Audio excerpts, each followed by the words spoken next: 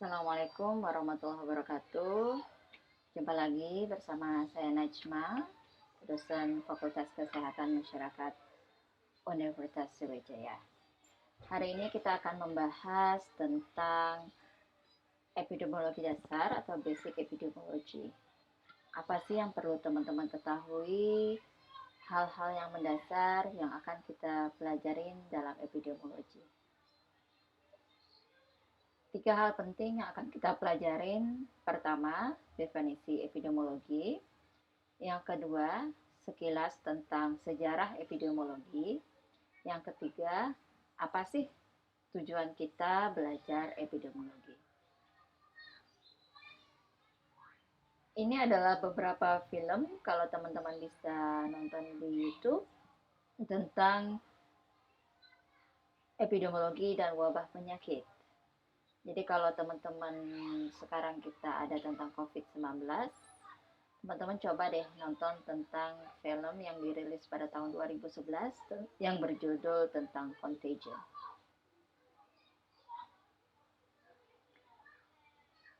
Hal yang pertama sebelum kita mulai apa epidemiologi itu, posisikan teman-teman sekarang sebagai detektif, seorang detektif. Kalau kita dulu kenal Conan, detektif dari Jepang dalam sebuah komik. Jadi bayangkan Anda sebagai detektif dan apa yang ada di pikiran Anda, di benak Anda ketika Anda melihat grafik ini. Grafik ini adalah jumlah kasus HIV dan AIDS di Indonesia lebih kurang dari 2 dekade terakhir. Yang pertama tentang peningkatan kasus dan yang kedua tentang perbedaan HIV pada perempuan dan lelaki. Jadi yang warna pink itu lelaki. Apa yang teman-teman pikirkan ketika teman-teman melihat kedua grafik ini?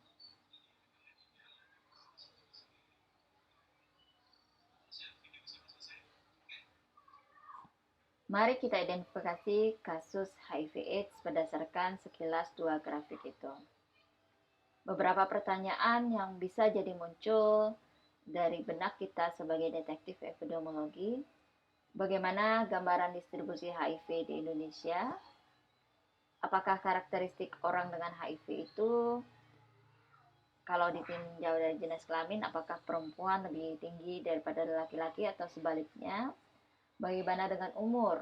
Apakah umur muda lebih tinggi daripada umur di atas 40 tahun atau anak-anak? Dan tempat tinggalnya di mana? Apakah di kota atau di daerah pedesaan? Dan bagaimana latar belakang profesinya? Teman-teman juga bisa bertanya apakah faktor-faktor apa saja atau determinan yang mempengaruhi kenapa sih kasus HIV di Indonesia ini bisa meningkat? Apakah masyarakatnya tahu tentang HIV atau tidak karena kita sedikit tabu membicarakan HIV di masyarakat umum? Apakah penularannya tinggi hanya di kelompok risiko tertentu, misalnya pengguna narkoba suntik, pada populasi kunci kita sebut seperti lelaki suka lelaki, jika mereka melakukan hubungan homoseksual tanpa menggunakan kondom. Dan bagaimana perilaku penggunaan kondom pada perempuan pekerja seksual dan pria beresiko tinggi, dan termasuk penggunaan kondom sebagai alat kontrasepsi pada wanita di populasi umum. Teman-teman bisa juga berpikir bagaimana sih riwayat natural penyakit HIV itu, apakah angka kesakitan dan kematian penderita HIV dan AIDS itu berbeda, apakah penularannya ada perubahan, dan kira-kira bagaimana sih mengendalikan penularan HIV pada kelompok tertentu, misalnya ibu rumah tangga bagaimana, kelompok populasi kunci gimana, dan pada kelompok pencegahan penularan HIV dari ibu ke anak bagaimana. Jadi itu adalah beberapa pertanyaan yang mungkin bisa kita ajukan sebagai seorang detektif. Nah, ini adalah contoh kasus kedua. Apa yang teman-teman pikirkan ini adalah tentang COVID-19, wabah yang sedang kita hadapin sekarang dari awal tahun 2020 hingga Agustus 2020 dan kita belum tahu ini kapan akan berakhir. Kalau dalam sejarah pandemi itu bisa berlangsung 1 hingga 2 tahun. Ini adalah indeks kewaspadaan terhadap COVID-19. Ada gambarnya sangat merah, sedikit pink, dan merahnya sedikit berkurang. Jadi ini menggambarkan bagaimana kita harus waspada dengan menggunakan masker, jaga jarak, dan cuci tangan untuk mengurangi resiko penularan COVID-19 pada diri kita. Kira-kira apa yang teman-teman pikirkan ketika teman-teman lihat gambar ini?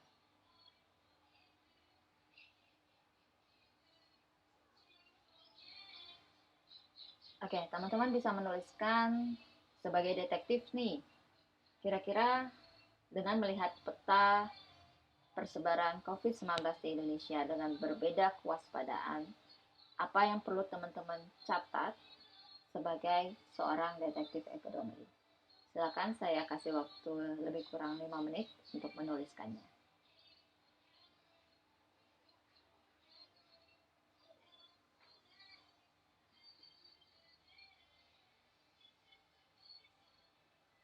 Oke, selagi teman-teman menulis dan berpikir, kita lanjutkan ke slide selanjutnya. Nah, sekarang kita pindah ke slide mulai dari definisi. Ada beberapa definisi tentang epidemiologi berdasarkan Kamus Oxford. Epidemiologi itu mereka bilang the science of epidemics atau ilmu tentang epidemi atau kejadian penyakit. Menurut ahli lainnya, ilmu epidemiologi itu the science of occurrence of illness atau ilmu tentang kejadian penyakit. Ada juga yang berkata bahwa epidemiologi itu adalah the study of the distribution and determinants of disease in humans. Jadi dia lebih menspesifikasikan adanya suatu distribusi dan faktor-faktor yang mempengaruhi kejadian penyakit pada manusia. Dan terakhir, definisi epidemiologi, dia memperjelas lagi bahwa distribusi dan determinan kejadian terkait kejadian kesehatan pada populasi spesifik dan bagaimana sih solusi yang bisa kita tawarkan untuk mengendalikan suatu keadaan kesehatan atau penyakit di masyarakat. Nah, ini adalah salah satu buku yang menjadi salah satu kamus epidemiologi yang kita pakai oleh LAS. Dia mempertegas secara rinci apa itu epidemiologi. Jadi dia menjelaskan bahwa epidemiologi adalah studi tentang distribusi dan determinan suatu kondisi kesehatan di populasi khusus tertentu, dan tujuan pelaksanaan studi ini adalah untuk mengendalikan masalah kesehatan. Studi ini termasuk surveillance, observasi, menguji hipotesa, penelitian analitis, dan uji coba. Jadi LAS menjelaskan bahwa ini bisa mencakup analisa waktu, tempat, dan status ekonomi pada masyarakat yang terkena masalah kesehatan, dan juga perlu dipertimbangkan oleh ada faktor-faktor lain seperti faktor biologi, sosial, budaya, dan perilaku yang tidak bisa kita lepaskan dari kehidupan kita sehari-hari dan mungkin mempengaruhi kesehatan kita. Nah, ini adalah secara detail definisi epidemiologi. Apa itu studi, apa itu distribusi, apa itu determinans kondisi kesehatan, populasi spesifik, dan apa sih penerapan pencegahan dan pengendalian. Silakan teman-teman baca.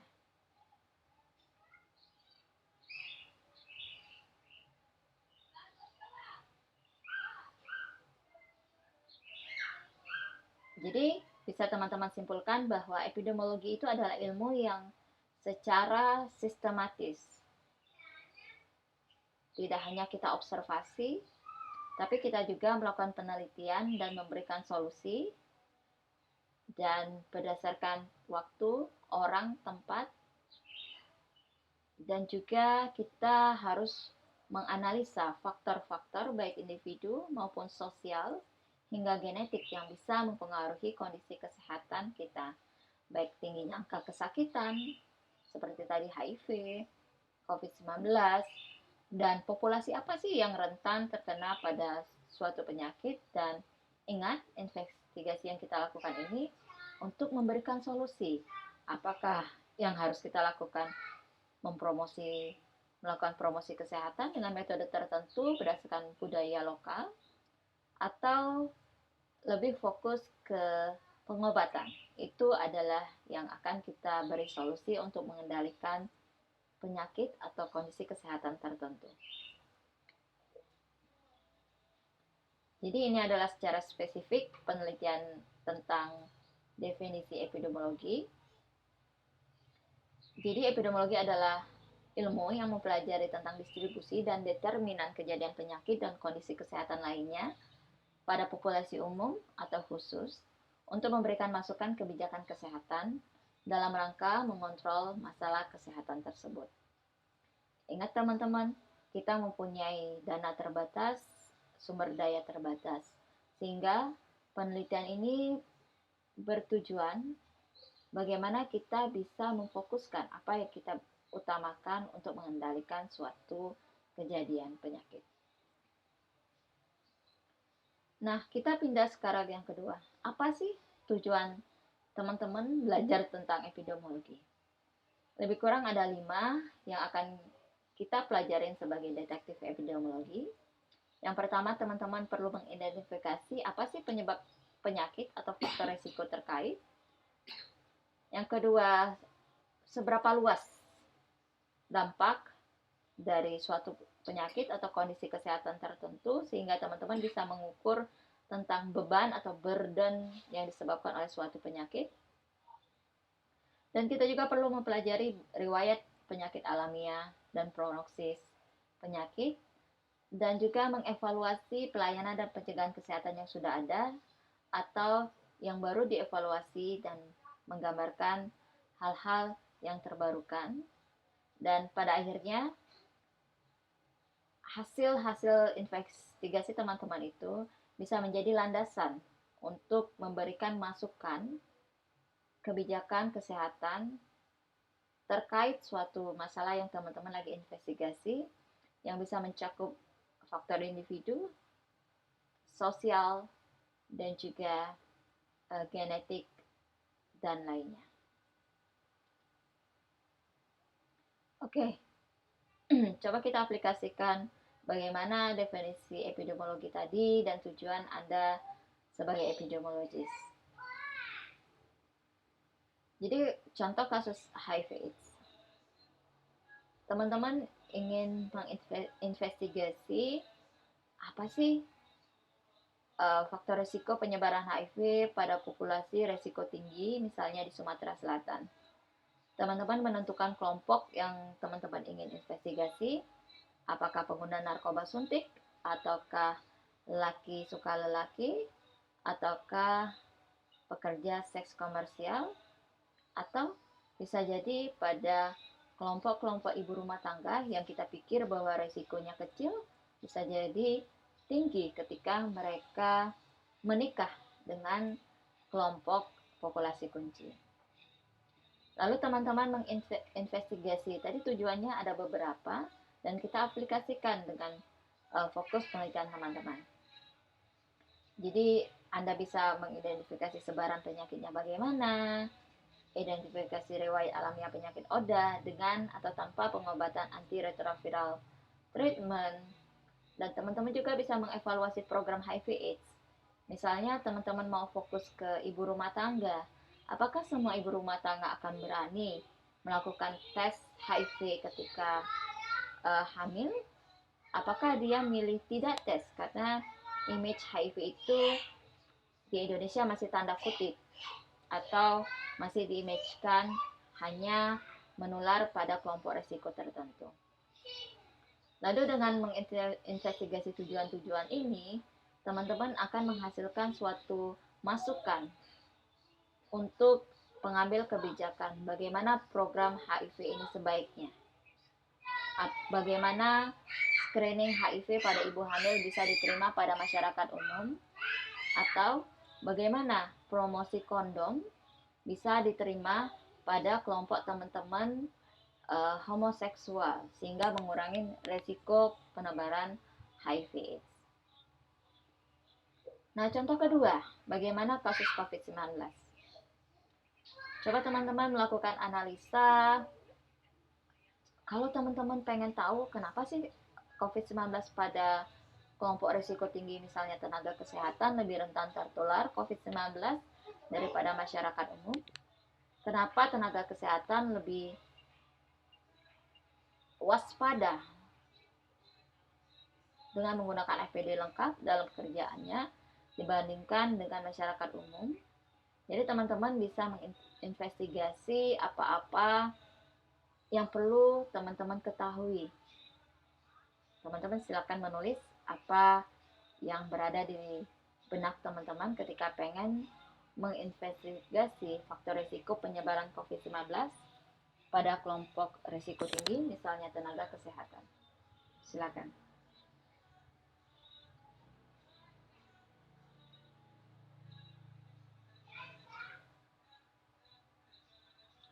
Terima kasih teman-teman. Jadi, apa yang perlu diidentifikasi? Silakan sebutkan teman-teman. Oke, yang pertama, kenapa sih tenaga kesehatan berisiko lebih tinggi tertular COVID-19 dibandingkan masyarakat umum? Yang kedua, apalagi teman-teman?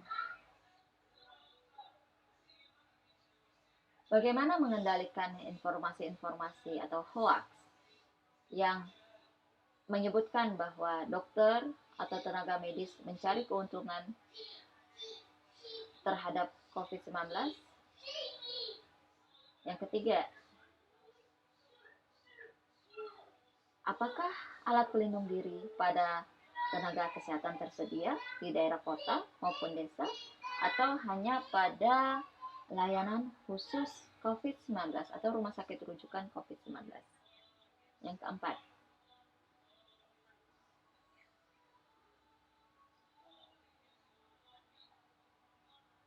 bagaimana kebijakan pemerintah Indonesia untuk melindungi tenaga kesehatan yang dalam status suatu perang atau kita perang biologis atau biological war dengan menggunakan biological weapons, jadi menggunakan senjata biologis, bisa melindungi aset yang paling berharga pada suatu negara, termasuk tenaga kesehatan, perempuan, dan anak-anak. Jadi ini teman-teman bisa investigasi melalui literatur review atau mereview berita-berita atau melakukan penelitian secara langsung dengan melalui interview atau survei online di saat pandemi ini.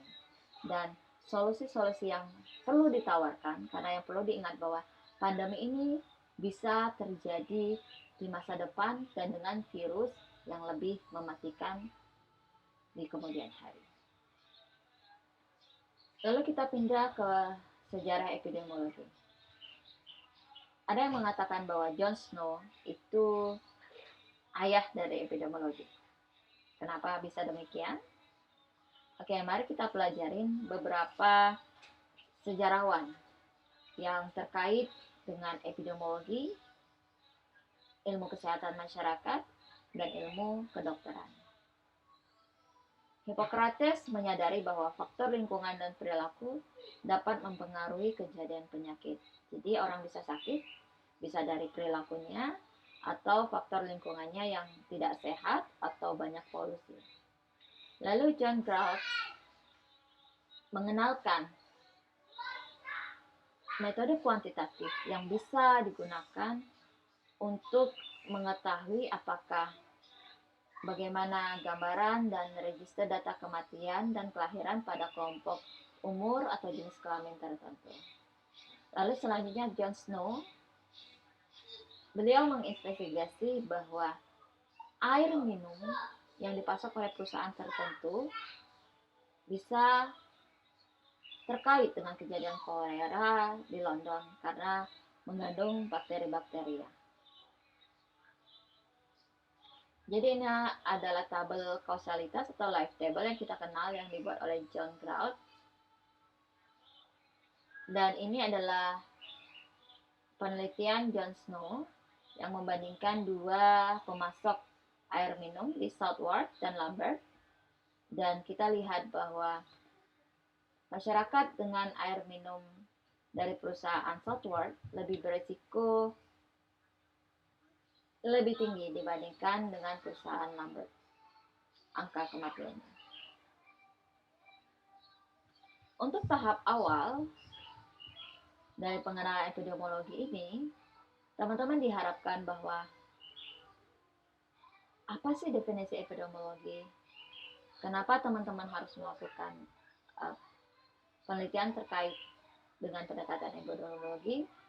Dan sebagai detektif, banyak faktor yang bisa mempengaruhi suatu kejadian penyakit. Cukup di sini dulu pada hari ini. Terima kasih teman-teman. Kita akan berjumpa pada minggu berikutnya. Assalamualaikum warahmatullahi wabarakatuh. Salam cerdas, tiada batas untuk menjadi cerdas. Terima kasih.